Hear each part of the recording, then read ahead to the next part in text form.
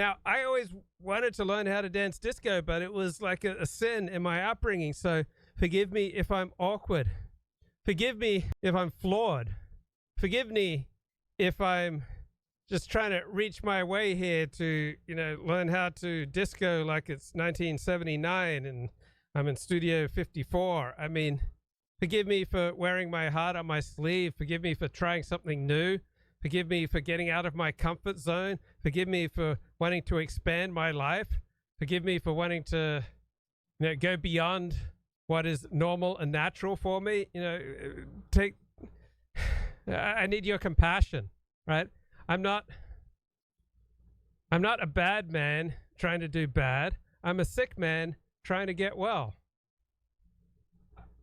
I just want to love. And also, I think the evidence is going to undermine it. We are on the cusp of developments with genetic coding and science that are going to be complete game changers in how we understand health, medicine, life expectancy, all of that stuff. So the idea that there are not inherent differences between groups is just going to be completely unsustainable. I mean, it already is, if you look at the evidence. But over the next 5 to 10 years, it's just going to look utterly ridiculous as a lot of this research and evidence comes through.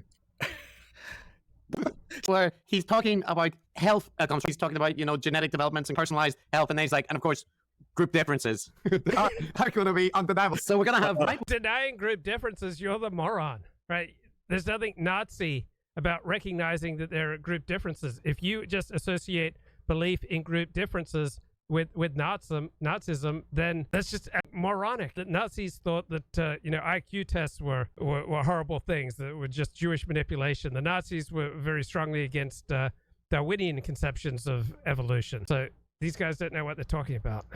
Populist movements that take greater control over the economy to orientate it towards state interests. And we need to stop immigration, obviously. That's part of it. And the genetic evidence is going to come out, which is going to show group differences. Who can say?